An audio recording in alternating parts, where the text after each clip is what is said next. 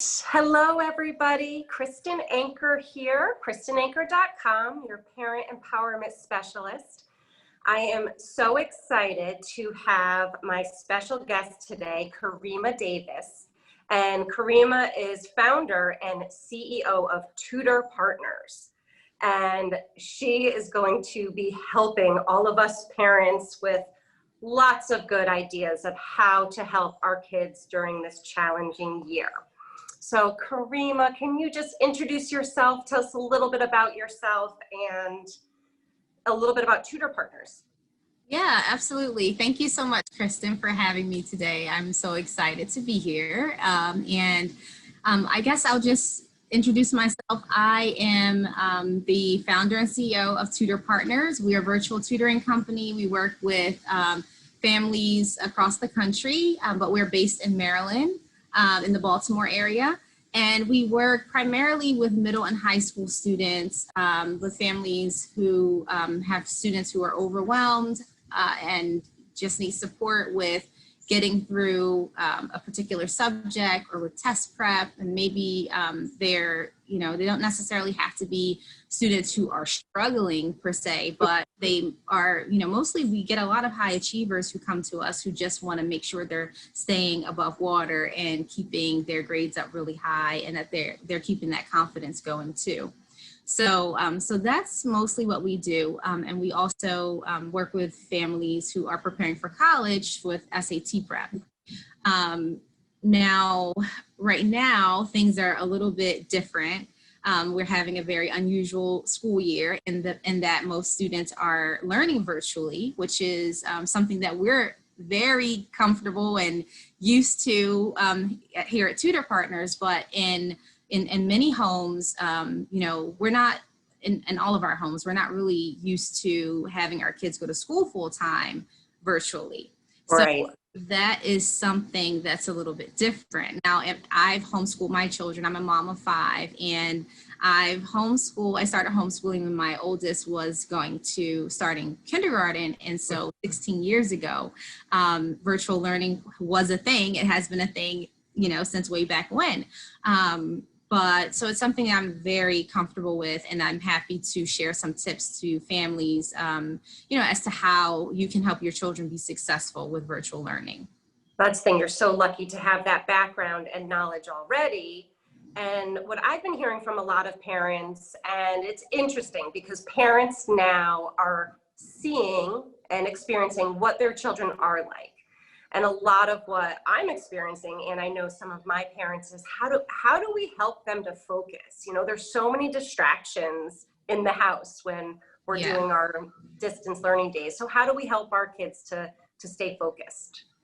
Yeah, that's a great question. So I think that's a complex kind of, but the answer to that would be very complex, of course. It depends on the family, it depends on the student, and it depends on a number of factors. But one thing that I can say is that, you need to, first of all, know your child, know what works best for them in terms of learning. So think about, are they easily distracted, or are they highly focused? And for the most part, if they are want face-to-face live virtual classes, what would easily distract them? So are they in a space, first of all, where they are, just alone in their room, or in a separate room away from everyone else? Are they working in the kitchen on the laptop? Where do you have them set up for learning? That's the first thing that you want to think about. And is that space distracting to them? Is there anything in that space that's distracting? Because for some kids, if they're not easily distracted, working in the kitchen might be fine. But if they're easily distracted, that's probably not the best place for them to be. So child, and then from there, figure out, okay, where is the best environment? What's the best environment for them to be in as they're learning? Okay, that's the first thing. And also, is that environment, wherever they are, is it set up so that they that the energy in that space is really good. So are they, you know, I don't know, are there pictures in the room that, you know, make them feel, you know, feel happy or comfortable or whatever, or are they distracting? Or is there a window? Is there good lighting in the room? Those are all things to think about. Are there people that are going to be walking back and forth? And then the other thing is that knowing that your child is going to be working online, do you have resources available for them, like a notebook, a pen, things that will help them stay focused, to take notes as they're learning, so that they're engaging in whatever it is they're supposed to be doing, versus just, you know, I'm sitting and staring at a screen and, you know, possibly falling asleep like some kids do if they're sitting for too long, and not really engaged in the learning. So I know. that's, I saw a friend's picture of her son the other day. Literally, his feet were up in the screen, and the teacher had sent the mom a screenshot of, like, this is how your child is now learning. So, oh my goodness. yeah. That is And too like, funny. I have two of them. I have one who can focus and she's very independent, and one who can't focus, although I think I need to be near her, but maybe I'm distracting. So that's interesting. Yeah, so I think those are things to think about for sure. Just, is that space conducive to learning, and is it the right fit for that particular child? Right. Think about those things, and then think about, what do you have in place for them to stay focused and engaged? Do you have things for them to doodle on if they need to doodle? Do they have fidgets if they need to fidget? You know, do they know it's okay for them to stand up and like move around a little bit and you know, stretch or shake if they need to, just to stay focused and keep their energy going if they feel like they're going to fall asleep, or whatever the case is. What about when we are seeing our kids like really struggling, or if we're struggling with this new role? You know, what would you give advice for parents when we see our kids struggling with this? Yeah, this is tough for sure, for many families. And, you know, but one thing I want to say, first of all, is that it is only as tough as you make it. So, you know, that sounds really, I know, like, okay, lady, what are you talking about? But it is only as tough as you make it, right? I mean, with anything in life, if we are optimistic more than we are pessimistic, we're going to see better results, right? We're going to see better results. So your kid is struggling a little bit. You're struggling with helping them manage it all. What can you do? So the first thing I want to say is be proactive. Be proactive. Do not delay. Do not delay in communicating with your child. Do not delay in communicating with their teacher. If they're old enough, have them communicate with their teacher, you know, and figure out what it is that they need, and help them get the support that they need. Because it may not necessarily always be that they can't grasp that specific subject. It could be that they just need organization skills, time management skills, you know, task management skills, how to, you know, study skills, how to study for a quiz, how to study for a test, you know, knowing which study strategies and techniques work best for them, depending on what type of learner they are. So all of these things are a part of learning. And unfortunately, we tend to focus just on the grades. I'm like, okay, why are you not getting the grades? Let's figure out what's going on. Do you not understand this? It's not always about understanding. Sometimes it's just about managing it all, you know? So I think the biggest thing is to be proactive. Communication can easily slip through the cracks in virtual learning environment, because we don't have that face-to-face interaction. Your children don't have that face-to-face interaction with their teacher. So they're not able to just go up to the teacher or raise their hand to say whatever it is that they need, or to get the support they need, you know, right when they need it. So this is where you have to be a little bit more creative about, you know, communication, and not taking it for granted to say, okay, well, I think they're going to be okay. Let me just, you know, let's give it another week or so. That's not always the best idea in this type of environment. Yeah. And I give that advice to a lot of parents too. Like sometimes they'll come to me and they'll say, and this is happening, this is happening. I'll say, did you talk to your son's teacher yet? Because they know so much, even though it's still early on in the school year. It's so good to ask for their advice and their help and Yeah, be proactive. absolutely. Yeah, Be proactive. And then, you know, also, you know, have a talk with your child. Don't just assume that you know what the problem is. That's another thing that I see often.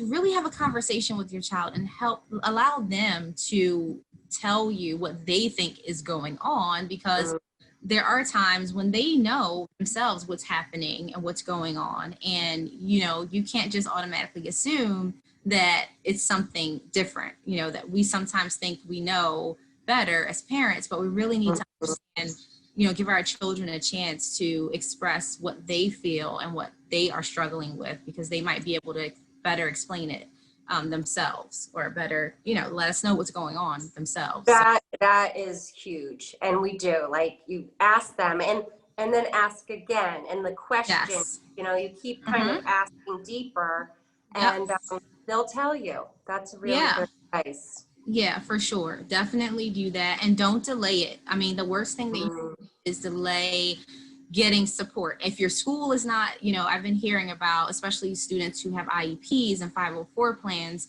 that the school isn't able, you know, they haven't quite figured out how to get that extra support to students that they need. So don't delay getting outside support. If you know, if you have any question about your child needing extra help and the school is not giving it to them, you know, you need to really have that conversation as a family to figure out if you need to get outside support, you know, figure out what that looks like, and don't just assume that, oh, it's going to be too much, and or, you know, I don't think it's going to work for my child. They're already doing a lot of virtual learning, you know, a virtual tutor wouldn't help, or whatever the case is. You know, really, we talk to families every day, and it's really sometimes it's just a matter of giving advice. Whatever it is that you're going through, don't delay it. Reach out to an expert, reach out to someone who can help. That's very good advice. Now, one of the big questions that I have, you know, as a Montessorian, and I have this love of learning and I'm constantly learning and love it.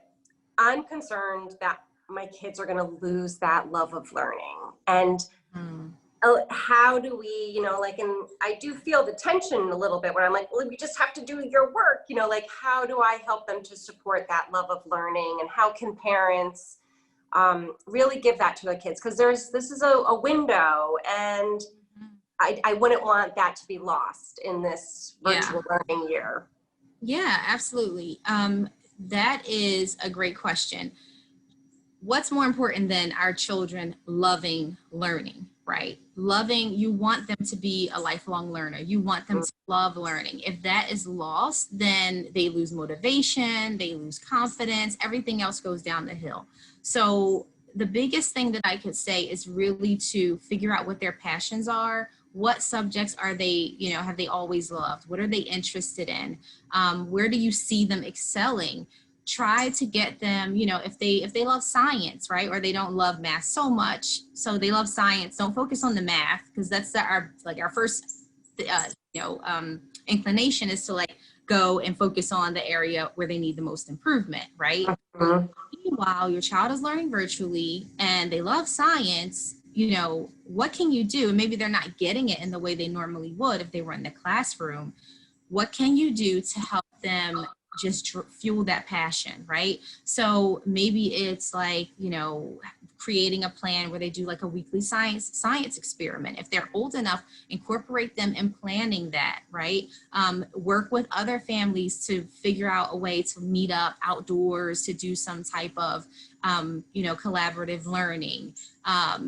Go to a nature, a nature park, or somewhere where you can go, a nature center, and, do some outside exploring or some activities that way. I think it's just, we have to be more creative now than before, but possible. And, we still need to, of course, focus on where they need improvement. I'm not saying that just to leave that, to the side and not focus on it at all.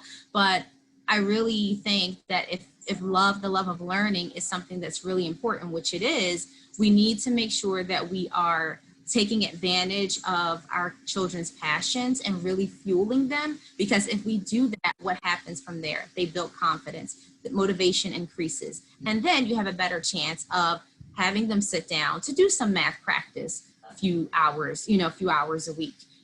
They're going to be much happier. They're going to enjoy learning much more when they have to sit down for a virtual lesson. They're going to be more open to doing that without all the fussing and all the fighting and everything else, because we have to meet them where they are. And and we have to teach them to, that life is about balance. And all of these things are a part of balance, right? So we can have these conversations about, okay, yeah, we have to do virtual learning. We have to do it this way. And maybe it's not as, exciting or as, as if we are used to seeing it, or used to it being, but there are ways that we can complement and supplement what you're doing to keep, to keep this going, to make it fun, to make it exciting, to help you, continue that love that you have for it, while, we kind of still work on the other things as well. And that's a good point too. And I think even the point about being proactive and talking to the teacher, I might even do that and talk to the teacher about how can we do some things on our off days to continue with whatever the curriculum is that you're doing. Absolutely. Absolutely. What would they normally be doing in school? The teacher would be a great resource to go to say, okay, here's a science, lab that we would normally do. So, you could do this, and you have the resources and the, the ability to do it. It doesn't have to be a virtual lab, some schools are now using, but you can actually do it at home, because a lot of these things, you can do at home. There are loads of materials for science projects that you can just order from Amazon. Be surprised, you can do amazing science experiments at home. And I'm sure the kids can figure it out. Yeah. They love watching all the YouTube videos of all these fun things. And if it's art, make your own YouTube video. Yeah, exactly. That's a form of art, right? I mean, art, music, history, whatever it is, math, reading, just help them fuel that passion. Yeah. Focus on that more than anything, because this is what we all need right now. Everyone is, feeling it. We're all feeling it, right? But we, that's just that one piece of happiness that we can give our kids a little bit more of, just, helping them find ways to, because they're going to be learning for the rest of the rest of the school year, this possibly way. So we need to make the best of it. Be optimistic. Okay, Karima, I will. No, thank you so much. I could talk to you for hours, and I know you and I have. Yes, me too. And I'm glad to have you on my team, so I can always ask for questions. But how can any of the parents that are watching this from my group, how can we find out more about what you're doing? And I want you to teach my kids. So tell me more how we can continue to learn more about what you're doing. Yeah, thanks, Kristen. So you can, if you have any questions, if you just want to set up a time to talk, to get some advice, if you think your child might benefit from tutoring, or some type of academic support, we offer, aside from tutoring just academic subjects, we also offer study skills and executive functioning coaching. And we also have an executive functioning workshop that is happening soon. So that would be a great way to get your child off to a great start this school year. It's just, almost October. So we finished about a month, but this is still a great time to really hone those study skills, organization skills, time management skills, test preparation skills, all of these skills that they need, help them develop processes for getting things done and just getting things organized. This is all covered in our executive functioning workshop. So you can reach out to us at mytutorpartners.com, and you can schedule a free call, or just reach out and give me a call, and we'd be happy to support you and your family. Thank you so much, Karima. I really appreciate all this guidance, and I love the it's only as hard as we make it. And Yes. Yes. And if there's any parents out there that are like pulling their hair out, I have a workshop starting on Thursday, parenting for positive results, with Montessori in the home as the focus. So I'm calling it like part personal development, part parent support, and a lot of positive discipline and Montessori home ideas. So I love that. Yeah. Well, Yeah. this was fun, and we will do it again soon. Yeah, absolutely. But thank you so much, Karima Davis and Tutor Partners. And I know you do great stuff. So I would highly, highly recommend Karima to anybody. And like you said, it's not even for the kids that are struggling. And No. especially this year, I've noticed it. I already have my 2 girls who are doing just fine. They're both being tutored right now because I want to keep up the math. And you just don't want them to fall through the cracks because. Exactly. Yeah. So I really, really appreciate it. So thank you, everybody. KristenAnchor.com, your parent empowerment specialist. And I really appreciate Karima for spending the time with us today. Thank you, Chris. Bye for now. Bye.